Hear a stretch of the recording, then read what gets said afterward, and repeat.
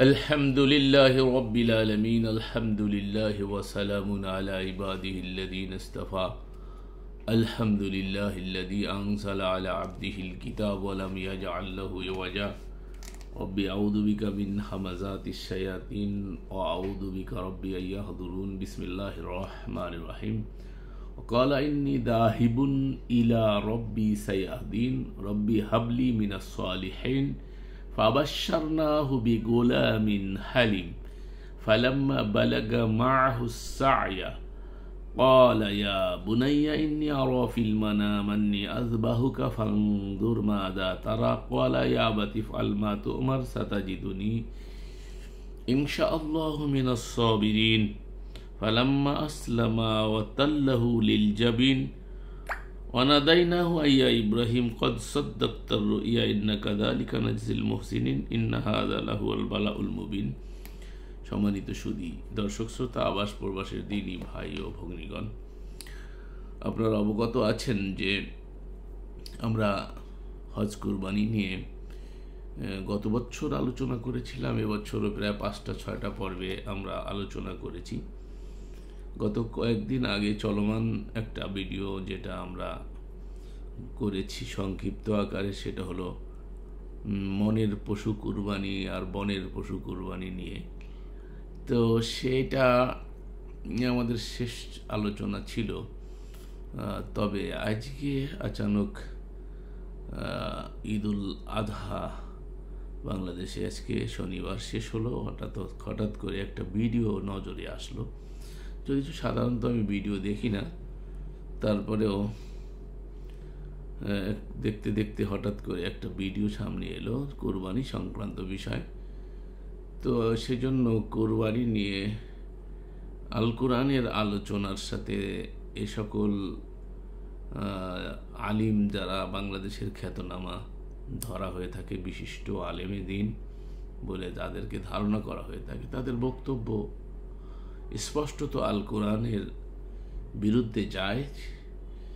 সেই হেতু আমি আপনাদের সম্মুখে ভিডিওগুলো দেখে একটু পর্যালোচনা করব। তার আগে আমি ইব্রাহিমের স্মৃতিচারণে যে কোরবানি, সেটার কোরআনিক আলোচনা কি, সেটার মর্মার্থ ইসলামী ফাউন্ডেশন থেকে আপনাদেরকে শোনাচ্ছি, যেহেতু এটা সমাদিত বেশি। আর আমাদের যারা অনেকেই কোরআনের অনুবাদ পড়তে গিয়ে এটাকে পড়ে থাকে, যদিও এর সাথে সব কিছুতে আমরা একমত নই, তথাপিও আমি এখান থেকে আপনাদেরকে পড়ে শোনাচ্ছি। তবে এখানে যা আছে তারা এটাকেও মানেন না, এবং তারা এই কোরবানি আর অন্য ইবাদতের নামে যে সকল বিষয়গুলোর অবতারণা তারা করে থাকে, যার সাথে কোরআনের দূরতম কোনো সম্পর্ক থাকে না বা নেইও। আমরা আপনাদেরকে আগে অনুবাদটা শোনাই, তারপর আপনারা মিলিয়ে দেখবেন। সূরা আস-সাফফাত 37 নম্বর সূরা, আয়াত 99 থেকে আমি আপনাদের সম্মুখে 106 পর্যন্ত অনুবাদ শোনাচ্ছি। সে বলিল, অর্থাৎ ইব্রাহিম, আমি আমার প্রতিপালকের দিকে চলিলাম, তিনি আমাকে অবশ্যই সৎ পথে পরিচালিত করবেন। হে আমার প্রতিপালক, আমাকে এক সৎকর্মপরায়ণ সন্তান দান করো। অতঃপর আমি তাহাকে এক স্থির বুদ্ধি পুত্রের সুসংবাদ দিলাম। অতঃপর সে যখন তাহার পিতার সঙ্গে কাজ করিবার মতো বয়সে, অর্থাৎ পিতার দায়িত্ব পালন করার বয়সে উপনীত হইল, তখন ইব্রাহিম বলিল, বৎস, আমি স্বপ্নে দেখেছি যে তোমাকে আমি জবেহ করিতেছি, এখন তোমার অভিমত কি বলো।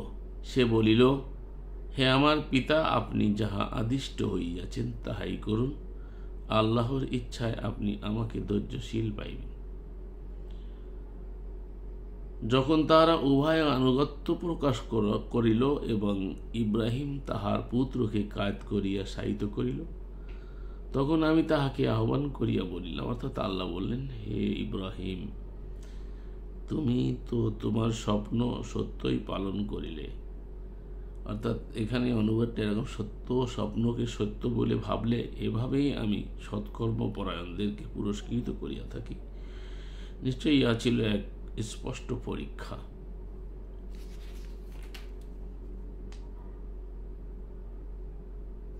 তো সম্মানিত সুধী, আপনারা অনুবাদটা শুনলেন। এবার আমরা এই সকল আলিমদের বক্তব্যগুলো শোনাবো।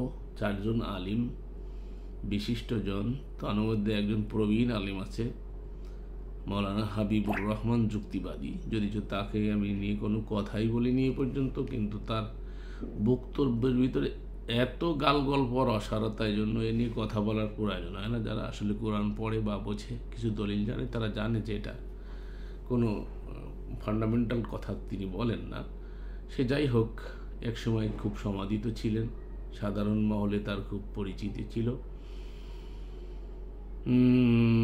এরপরে আমাদের শেখ আব্দুর রাজ্জাক বিন ইউসুফ, আমাদের স্বনামধন্য পীর সাহেব, যিনি হচ্ছেন এনায়েতুল্লাহ আব্বাসী এবং বাংলাদেশের বর্তমানে সেলিব্রিটি আলেম, যিনি খুব যার প্রোগ্রাম মানুষ বেশিরভাগই শোনেন, তিনি হচ্ছেন মিজানুর রহমান আজহারি। তো ওনারা কোরবানি সংক্রান্ত বিষয়ে কি বলেছেন, এ বিষয়ে একটু আপনারা শুনুন। হাত পা বেঁধেছিলেন, এই কথা মিথ্যা। কুরবানি করার জন্য তিনি চোখে কাপড় দিয়েছিলেন, এই কথা মিথ্যা। তার শরীরে লোহা লাগিয়ে দিয়ে ধার বন্ধ করে দেওয়া হয়েছিল, এই কথা মিথ্যা। কুরবানির প্রসঙ্গটা আসলেই আমাদের স্মৃতির মানুষ পটে আমাদের ইব্রাহিম আলাইহিস সালাম এবং ইসমাইল আলাইহিস সালামের যে কুরবানি, ওনাদের যে আত্মত্যাগ, এই দৃশ্যপটটি কিন্তু আমাদের চোখের সামনে ভেসে ওঠে। আমরা জানি কোরবানি দিব, তুই তো নড়াচড়া করবি, হাত বাঁধতে হবে রে বাবা, পা বাঁধবে। হযরত হাজরা আল্লাহর জন্য কোরবান হয়েছেন, ইসমাইল আল্লাহর জন্য কোরবান হয়েছেন, ইব্রাহিম আল্লাহর জন্য কোরবান হয়েছেন। সুপ্রিয় দর্শক শ্রোতা, কোরবানির যে হযরত ইব্রাহিম এবং ইসমাইল আলাইহিস সালামের কুরবানির যে কাহিনী, কথা ইব্রাহিম আলাইহিস সালাম আব্দুর রাজ্জাক বিন ইউসুফ কেন করে এসে বলছে ইসমাইল কই? তো আজকে আমরা আল্লাহ বলেন হয় না, হযরত ইব্রাহিম বলে আল্লাহ রে আল্লাহর জন্য কোরবান হয়েছেন ইসমাইল। এই পাথর উলামায়ে কিরামের মুখ থেকে আমরা শুনি। আমরা একটু শুনি এই জায়গাটায় আপনাদেরকে একটু। হাতে পায়ে রশি বাঁধলেন, এরপর তার রাজ্জাক বিন ইউসুফ যেমন উলামায়ে কিরামের মুখ থেকে আমাদের হয় নাই কুরবানি দাও, তিনি আবার 100 দিলেন। আল্লাহ বলেন হয় নাই। এটা হলো হযরত ইব্রাহিম বলে আল্লাহ রে আমি শুধু কুরবানি দেই, আর তুমি বলো হয় নাই, হয় নাই। কি কুরবানি দিব, কি দিলে কুরবানি হবে, কবুল হবে? আল্লাহ বলেন যাকে বেশি ভালোবাসো তাকে কুরবানি দাও হে ইব্রাহিম। আল্লাহ রে এই পৃথিবীতে সবচাইতে খেয়াল করলেন, আগে উট কুরবানি অমুক তোমাদের স্বপ্নে দেখলেন নাকি, এগুলো করার পরে বলছে যে এগুলো দিয়ে হবে না, তোমার সব থেকে প্রিয় যেটা সেটাকে কুরবানি দিতে হবে। এই যে কাহিনী বানানো হয়েছে, সাথে আপনাদেরকে যে অনুবাদ শোনালাম, ইব্রাহিমের স্মৃতিচারণে যেটাকে কুরবানি আমাদের সমাজে নেওয়া হয়েছে, রসুল নাকি বলেছেন এটা তোমাদের পিতা ইব্রাহিমের সুন্নাত। সেই কুরবানির মধ্যে যে আয়াতগুলো, সেটা আমি আপনাদেরকে সব শোনালাম 99 থেকে 106 পর্যন্ত। এর মধ্যে কোথাও এই ধরনের কাহিনীর কথা 100 উট কোরবানি করছে, 100 এ করছে, 100 তা করছে, এটা হয় নাই, এই জাতীয় কোনো কথা ওখানে পাওয়া যায় না। বেশি ভালোবাসি আমি আমার কলিজার টুকরা ইসমাইলকে।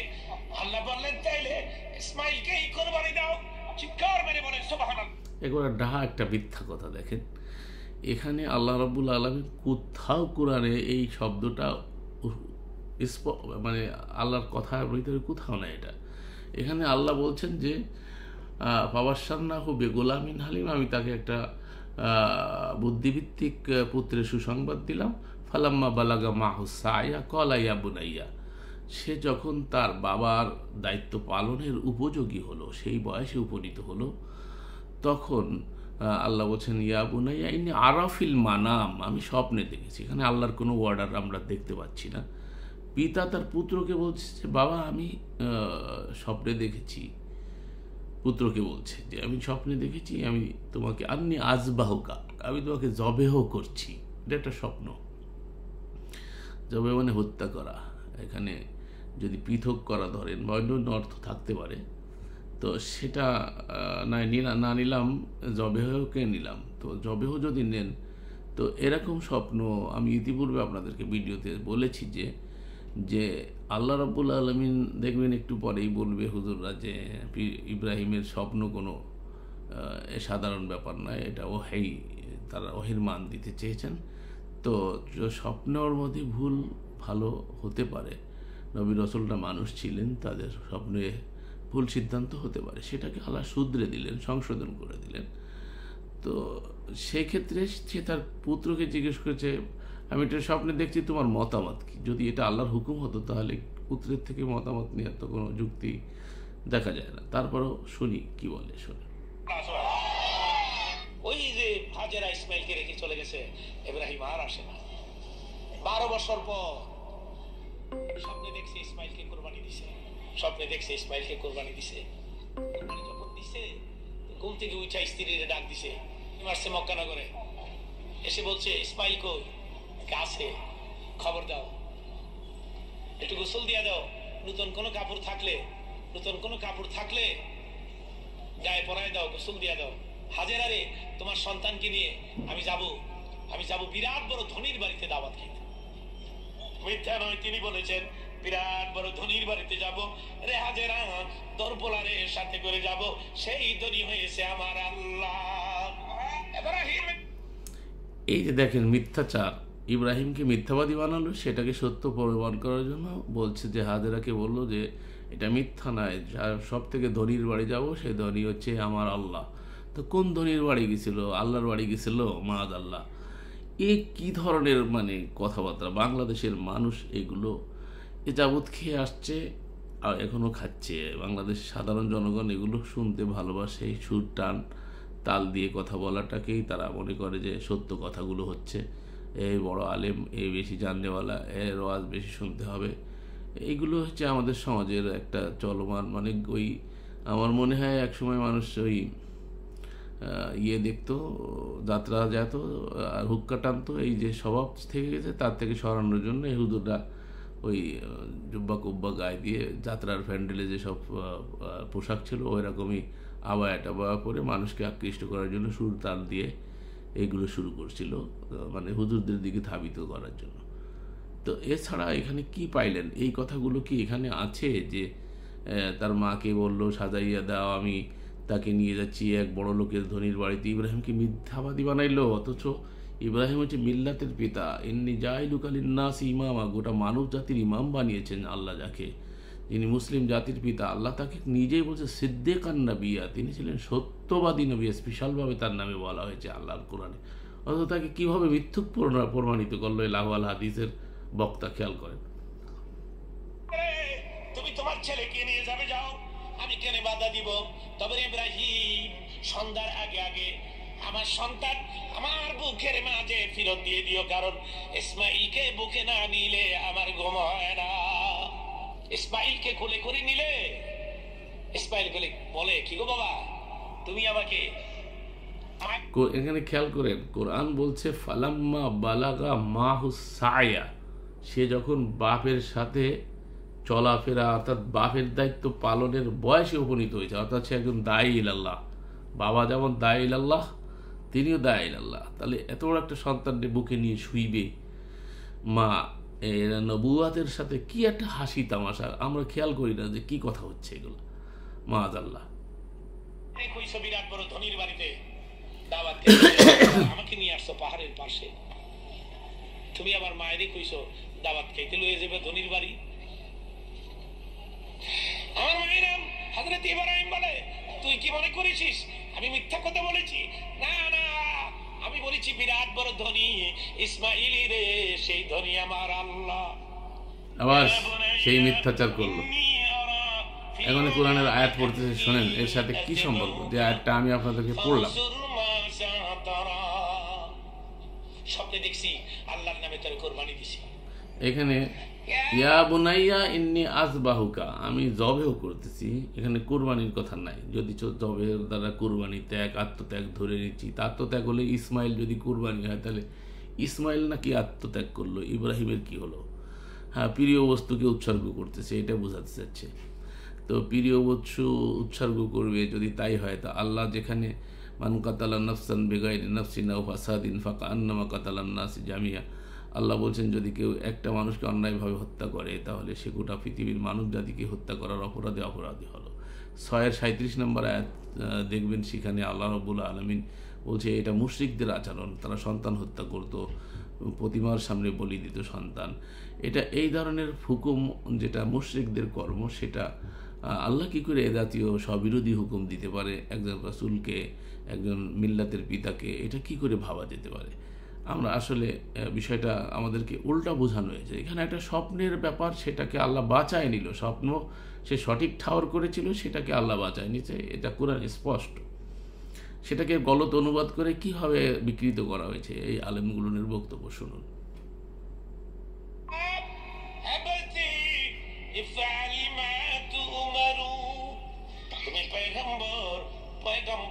স্বপ্ন ভুল হয় না। দেখেন তাফসীরে কিতাব আসছে, ইসমাইল শুয়ে পড়ছে, গলাটা লম্বা করে দিছে, মাঝখান দিয়ে একটা মিথ্যাচার করে গেল। পয়গম্বরদের স্বপ্ন ভুল হয় না, তুমি পয়গম্বর, অর্থাৎ তুমি স্বপ্নে যেটা দেখছো এটা বাস্তবায়ন করো, এটা ধারণা করে ঠাউর করে সে কী করলো, জবে করার জন্য উদ্যত হলো, ছেলেকে নিয়ে গেল। এরপরে দেখেন কত কাহিনী বানানো হয়েছে যা আয়াতের মধ্যে কোথাও নেই। শুইছে, গলাটারে লম্বা করে দিয়া কই ইফআল, আল্লাহ আমারে পছন্দ করছে। এই কথাটা কোরআনে নাই, ইফআল, আল্লাহ আমাকে পছন্দ করছে। কোথায় আছে এই কথাগুলো? কোথায় পাইলো এগুলো? সে বলছে আবাত ইফআল মা তুমার সাতাজিদুনি ইনশাআল্লাহু মিনাস সাবিরিন, হে আমার পিতা আপনি তাই করুন যা আপনি আদিষ্ট হয়েছেন, যা দেখেছেন স্বপ্নে সেটা আপনি করুন, ইনশাআল্লাহু মিনাস সাবিরিন, নিশ্চয়ই আপনি আমাকে সবরকারীদের অন্তর্ভুক্ত পাবেন। এই বাপ বেটার কথা হচ্ছে, এখানে আল্লাহর কোনো বিধানের বিষয় কিন্তু নাই। শুরু হয়েছে ইন্নি আরও ফিল্মানাও, আমি স্বপ্নে দেখেছি বৎস। এখানে আমাকে আল্লাহ অর্ডার করেছে বা আল্লাহ আমাকে হুকুম করেছে বা আল্লাহ আমাকে নির্দেশ করেছে, এরকম কোনো কথা নাই। অথচ দেখেন এটাকে কিভাবে আল্লাহর নির্দেশ বানাচ্ছে মৌলভী সাহেবরা। তাইলে তুমি আমার গলা কাটো, তাফসীরের কিতাব আছে। তখন নিজের কোমর থেকে লম্বা একটা রশি বের করেছে, চামড়ার রশি। কি গো বাবা, কোমরে বেঁধে এত বড় রশি কি জন্য এনেছ? ইসমাইলের কোমরে করে রশি বেঁধে এনেছি, তোকে তো হিসাবে করবো, কোরবানি দিব, তুই তো নড়াচড়া করবি, হাত বাঁধতে হবে রে বাবা, পা বাঁধতে হবে। ইসমাইল বলে কি গো বাবা, আমার একটা প্রশ্নের উত্তর দিবে, বল জলদি। কোরবানি হওয়ার পরে আমার লাশ কোথায় পড়ে থাকবে? ইব্রাহিম বললেন এই জায়গায় পড়ে থাকবে, এখানেই রে ইসমাইল তোর কবর হবে। আমার মার কাছে কি বলবে না তুমি যে আমাকে জবে করেছো? কেন বলবো? আগে বলি নাই তোর মা দিবে না, যাওয়ার সময় বলে যাবো হাজেরা রে তোর পোলারে বিনাতে কোরবানি দিছি, ঠিক আছে তোর পোলার লাশ দেখায়। মাআযাল্লাহ, এই যে একটা মিথ্যাচার, এগুলো কথাবার্তা ইসমাইলের সাথে তার পিতার যদি হয়ে থাকবে তাহলে সে কথাগুলো আল্লাহ রাব্বুল আলামিন কোরআনে ইশারা ইঙ্গিতেও কোট করলেন না। তো এগুলো তারা কোথায় পেল? এগুলো সব লাহুল হাদিস দিয়ে মানুষকে ইনিয়ে বিনিয়ে এমন সব কথাবার্তা কোরআনের নামে চালানো হয়েছে যা স্পষ্টত আল্লাহর নামে মিথ্যা আরোপ, রসুলের নামে মিথ্যা আরোপ।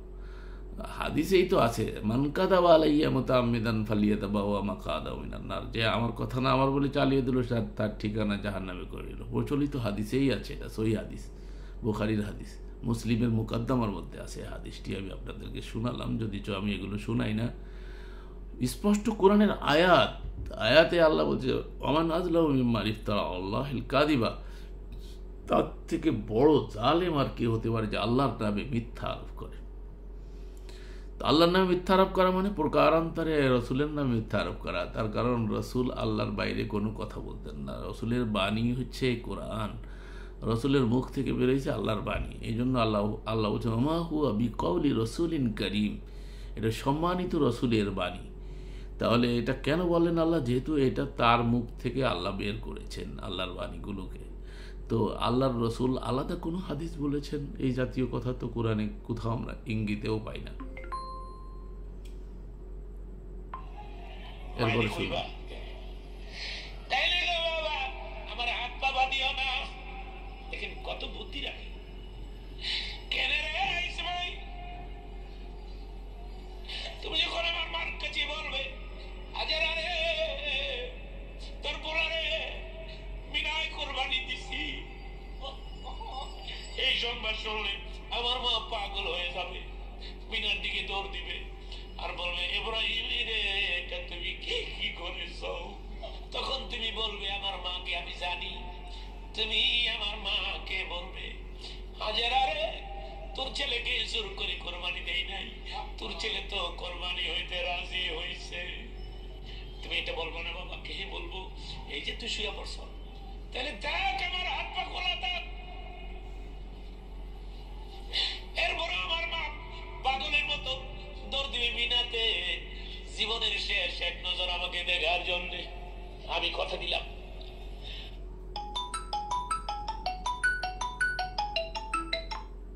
আমি কথা দিলাম আমি লড়বো না। বাবা একটা কাজ তুমি করতে পারো, তোমার চক্ষু দুটা বেঁধে নাও, আমার মুখটাকে নিচের দিকে উপর করে দাও। ফালাম্মা আসলামা ওয়াতাল্লাহু লিলজাবিন, চোখ বাঁচছে, একটু খেয়াল করেন, নিজের চোখ বাঁচছে।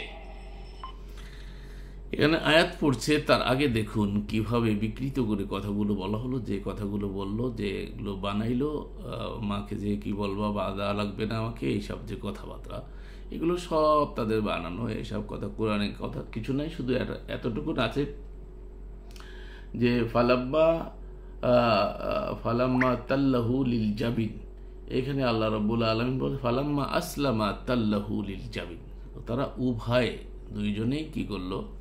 আত্মসমর্পণ করলো, অর্থাৎ দুইজনে একমত পোষণ করলো এই কাজের জন্য, আসলামা করলো, রাজি হয়ে গেল। হ্যাঁ, আসলামা মানে রাজি হওয়া, কোনো বিষয়ে মেনে নেওয়া। ইসলাম মানে মানার জীবন ব্যবস্থা। তারা আসলামা করলো, উভয় আসলামা করলো। এখানে আল্লাহর বিধানে আসলামা করছে, আল্লাহর বিধানই তো এখানে নাই, আল্লাহ তো এভাবে বিধান দেয় নাই, এটা তাদের পরীক্ষা ছিল। আল্লাহ সে লাস্টে বলতেছে। তো সেই কথাটাকে কিভাবে বিকৃত করে উপস্থাপন করে এই গরু আর ছাগল আর ভেড়া বকরিয়া মহিষ আর উট তুম্বা খাওয়ার জন্য, মানে উদারপূর্তি করার জন্য স্যাক্রিফাইসের নামে যা চলছে, মোল্লারা যা এ যাবত আমাদেরকে জানিয়ে আসছে, এর সাথে কোরআনের কি সম্পর্ক আছে আমার বুঝে আসে না। আমি বুঝতে পারিনি এগুলো, হয়তো আমার ভুল হতে পারে, আপনারা শোনেন। পোলার মুখটারে নিচের দিকে উপর করে দিছে। ইসমাইল কেন আমি চোখ বাঁধবো কেন? আর তোর মুখটা এবার নিচের দিকে উপর করে কেন দিব? হযরত ইসমাইল বলে বাবা গো, আমার মুখ যদি উপরের দিকে থাকে আর তোমার চোখ যদি খোলা থাকে, আমার গলাতে যখন চাকু মারবা জীবনের শেষ, আমি আমার বাবার এক নজর দেখার জন্য এতিমের মতো বড় বড় চোখ করে তোমার দিকে তাকাবো। 12 বছর পর আমি তোমারে দেখেছি, বাবা ডেকে আমার তৃপ্তি মিটে নাই। তখন যদি গো বাবা আমার মায়ের পরে আমার গলাতে চাকু চালাইতে 1 সেকেন্ড দেরি করো, আল্লাহ বেজার হবে, কোরবানি কবুল হবে না। বাচ্চে নিজের পোলার মুখটারে উপর করি। চিন্তা করেন যে এইসব কথাবার্তা যা বলা হচ্ছে এর সাথে কোনো সম্পর্ক কোরআনের নাই। আর এইগুলো যে উপর করে শুয়াই আছে সেটা কোরআনে আছে। তো যদি অনুবাদগত অনেক ঝামেলা আছে এখানে, সেগুলোর দিকে আর যাবো না। ভিতরগত যে অনুবাদ আছে, এটা হচ্ছে ফিজিক্যাল অনুবাদ, যেটা আমাদের দেশে চলমান, সেটাই আমরা শুনি আর জানি। এর মধ্যেও যে কতটা বিকৃতি ঘটানো হয়েছে সেটা যদি আমরা একটু কোরআনের সঠিক তাহকিক করতে যাই, যাচাই করতে যাই, তো স্পষ্ট হবে।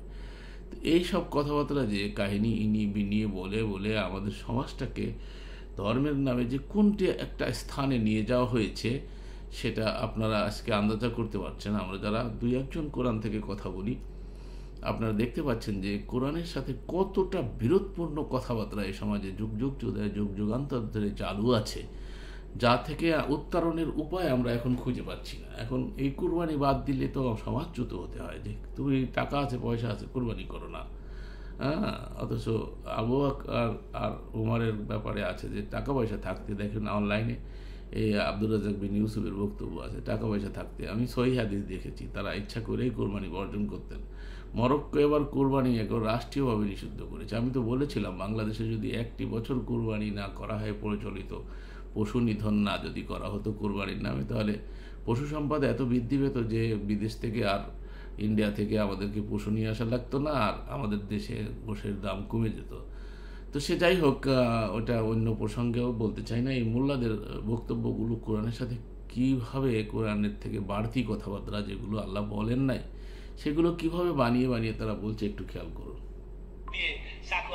যখন নিচে ইব্রাহিম আল্লাহ পাক আকাশের সমস্ত ফেরেশতাদেরকে ডেকে বলছে মিনার দিকে তাকাও, দেখো আমার ইব্রাহিম করে কি এটা, মাআযাল্লাহ।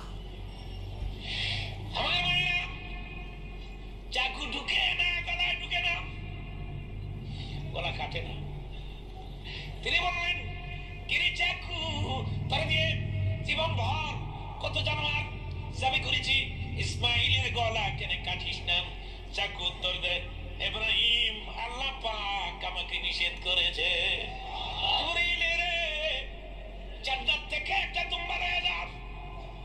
মাআযাল্লাহ। এই দুম্বাটা আমি জান্নাতে রেখে দিয়েছিলাম, এই দুম্বা আমি নিজে লালন পালন করেছি, এই দুম্বাটা জিবরীল আমি তোর হাতে দিয়ে দিলাম।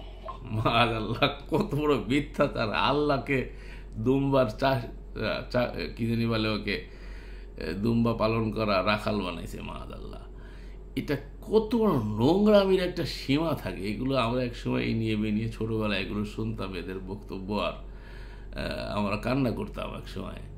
তো এখনও অনেক যারা মূর্খ তারা এগুলো শুনে শুনে কাঁদে, কিন্তু আসলে এখন তো হাসি পায় আমাদেরকে যে কি শুনছি আর কি শোনানো হয়েছে আমাদেরকে। চিন্তা করেন, আল্লাহর রাখাল বানাইছে, দুম্বার রাখাল, আল্লাহ লালন পালন করে জিবরাইলের কাছে পাঠাই দিচ্ছে দুম্বা। একটা মিথ্যাচার এখানে করা হলো, যা ন্যূনতম কোনো সম্পর্ক কোরআনের সাথে নাই।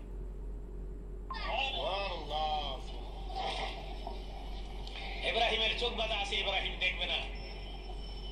তুমি ইসমাইলকে টান দিয়া সরায়া চাকুর নিচ থেকে দুম্বাটা শোয়াই দিবা।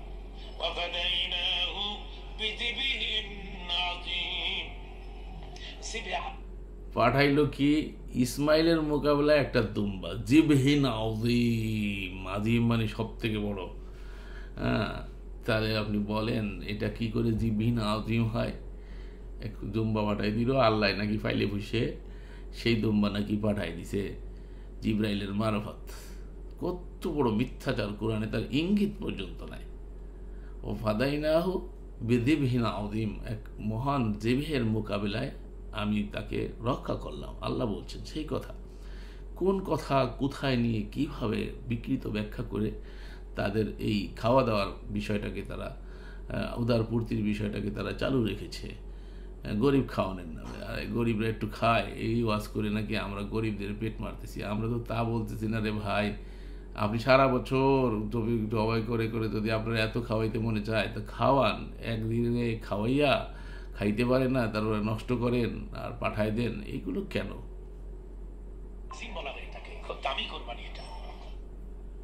বিবরণে বোঝা যায় ইব্রাহিম সালাম তার ছেলেকে কোরবানি করার জন্য হাত পা বেঁধেছিলেন, এই কথা মিথ্যা। কোরবানি করার জন্য তিনি চোখে কাপড় দিয়েছিলেন, শুনলেন? আগে কি শুনলেন আর এখন শুনেন। নিজেরা সব আহলে সুন্নাত, আহলুল হাদিস, সবাই মাযহাবী, সবাই কোরআন হাদিস মানে। কথা মিথ্যা। চোখের সামনে দেখে দেখে ছেলেকে কোরবানি করতে হবে, এটাই আদেশ। 90 বছরের বৃদ্ধ মানুষ, চুল দাড়ি পেকে গেছে, মিনা মাঠে ফাঁকা জায়গায়, দুই ধারে প্রায় 20 তলা সমান উঁচু পাহাড়, নিচে সমতল জায়গায় আসলামা ওয়াতাল্লাহু লিল জাবিন। বাপ ভাইয়েরা একমত, বাপও ছেলেকে কোরবানি করবে, ছেলেও তাদের আছে। ছেলেকে উপুড় করে তিনি শয়ে দিলেন, মুখমণ্ডল নিচের দিকে আছে, মাথার পিছন দিকে উপরের দিকে আছে। দর্শক বলতে ফেরেশতা আল্লাহ, মানুষজন কেউ নেই। বৃদ্ধ মানুষ তার ছেলেকে উপর করে সয়ে দিয়ে বারবার ছুরি চালাচ্ছেন।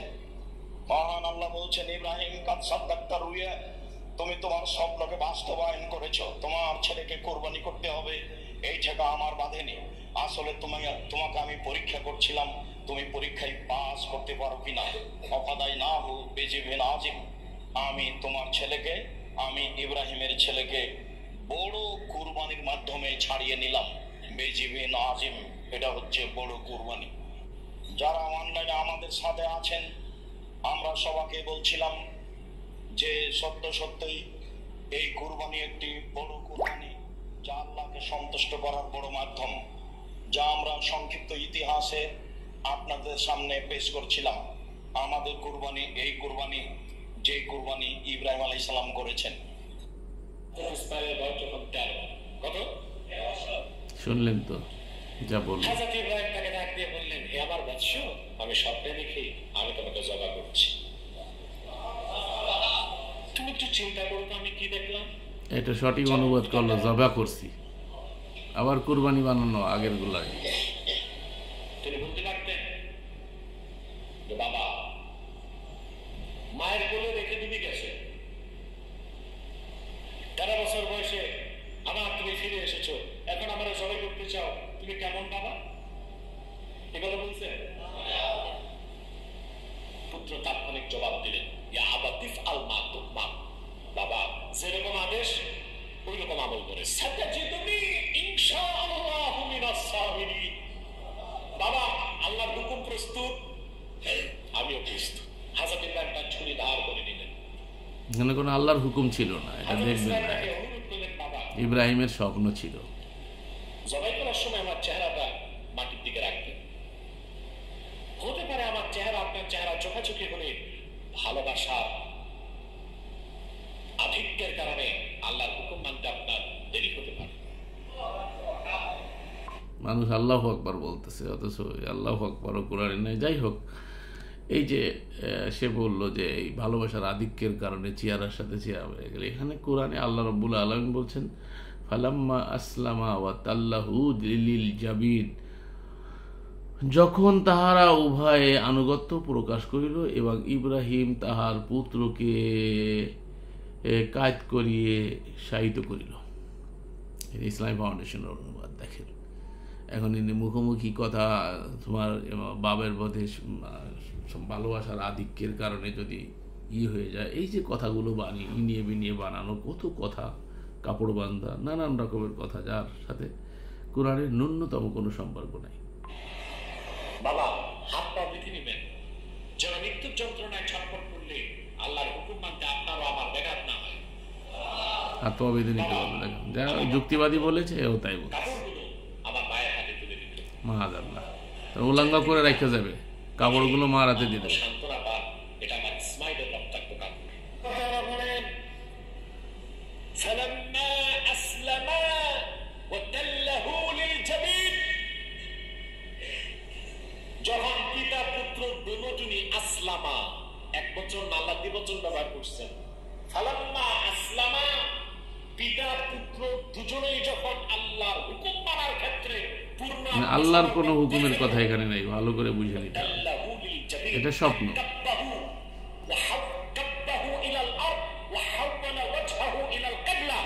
হযরত ইব্রাহিম যখন তার সন্তানকে উপর করে মাটিতে শুইয়ে দিলেন আর চেহারাটা কাবার দিকে করে দিলেন, বানাইল, কোরআনে নাই। সমস্ত ফেরেশতারা লজ্জায় মস্তক নত করে দিয়েছে। ফেরেশতারা লজ্জায় মস্তক নত করে দিয়েছে, কোরআনে নাই। তাফসীরের কিতাবে এসেছে, তাফসীরের কিতাবে এসেছে। একবার, দুইবার, তিনবার হযরত ইসমাঈলের গর্দানের একটি পশমকে কাটতে পারলেন না। পশম কাটতে পারলেন না, দেখেন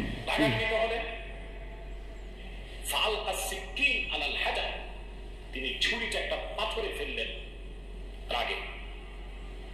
কিছু মুফাসসির লেখেন ফাশাক্কাল হাজার, পাথর হয়ে কেটে গেল। খণ্ডিত হয়ে ছুরি পাথরে মারলেন, পাথর দু টুকরা হয়ে গেছে। অবাক হয়ে তিনি তাকিয়ে আছেন, আল্লাহ এই কোন হিকমত, পাথর দ্বিখণ্ডিত হয়ে যায়, ইসমাইল তো জবাই হয় না। আল্লাহ পাক বলেন ওয়ানাদাইনাহু আইয়া ইব্রাহিম قد صدقت الرؤيا إنا كذلك نجزي المحسنين। আল্লাহ বলেন আমি ডাক দিয়ে বললাম বন্ধু ইব্রাহিম স্বপ্নকে তুমি সত্য বানায় দিয়েছো। কুরবানির প্রসঙ্গটা আসলেই আমাদের স্মৃতির মানসপটে আমাদের ইব্রাহিম আলাইহিস সালাম এবং ইসমাইল আলাইহিস সালামের যে কুরবানি, ওনাদের যে আত্মত্যাগ, এই দৃশ্যপটটি কিন্তু আমাদের চোখের সামনে ভেসে ওঠে। আমরা জানি যে ইব্রাহিম আলাইহিস সালাম আল্লাহ তাআলার সন্তুষ্টির জন্য স্বীয় পুত্র ইসমাইল আলাইহিস সালামকে কুরবানি করতে চেয়েছিলেন, এবং সেই প্রসঙ্গ থেকেই কিন্তু আমরা প্রতি বছর জিলহজের 10 তারিখে কুরবানি করে থাকি। এবং এই দৃশ্যটি আল্লাহ তাআলার কাছে এতই ভালো লেগেছিল, এই আত্মত্যাগের দৃশ্যকে আল্লাহ তাআলা স্মরণীয় করে রাখবেন। আত্মত্যাগের কি আছে এখানে? গরু খাওয়া ছাড়া আর গোশ খাওয়া ছাড়া এখানে আমরা আত্মত্যাগের কিছুই পাই না খুঁজিয়া ভাই। অবধারিত করে দিয়েছেন এই বিষয়টি সূরাতুস সাফাতের 105 নম্বর আয়াতে আল্লাহ তাআলা এভাবে ইরশাদ করছেন, ফালাম্মা বালাগা মাআহু সা'য়া ক্বালা ইয়া বুনাইয়া ইন্নী আরা ফিল মানামি আন্নী আযবাহুক ফানজুর মাযা তারা। অর্থাৎ ইসমাঈল আলাইহিস সালাম যখন একটু বড় হলেন, বাবার সাথে হাঁটতে পারেন, দৌড়াদৌড়ি করতে পারেন, ঠিক তখন ইব্রাহিম আলাইহিস সালাম স্বপ্নে দেখলেন যে তিনি ইসমাঈল আলাইহিস সালামকে কুরবানি করছেন। স্বপ্নে দেখলেন, খেয়াল করে তিনি অনুবাদটা ঠিক করলেন, ছেলের সাথে কনসালটেশনে গেলেন, পরামর্শ করলেন, ছেলের সাথে পরামর্শ করতেছে, তাহলে আল্লাহর হুকুম হবে। What do you think about it? What's your opinion about it? তোমার মতামত কি সেটা তুমি আমাকে বলো। তখন সাইয়েদনা ইসমাঈল আলাইহিস সালাম অত্যন্ত সাহসিকতার সাথে বলিষ্ঠ একটা জবাব দিয়েছিলেন, সেটাও আল্লাহ তাআলা কোরআনে সরাসরি কোট করেছেন। তিনি বলেছিলেন, ক্বালা ইয়া আবাতি ফাআল মা তু'মার সাতাজিদুনি ইনশাআল্লাহু মিনাস সাবিরিন। অর্থাৎ হে আমার সম্মানিত পিতা, আপনি যেমনটি স্বপ্নে দেখেছেন, আল্লাহ তাআলা আপনাকে যেমন আদেশ করেছে আপনি ঠিক তেমনটিই করুন। আপনি ভয় পাবেন না, ইনশাআল্লাহ আপনি আমাকে ধৈর্যশীলদের অন্তর্ভুক্ত পাবেন।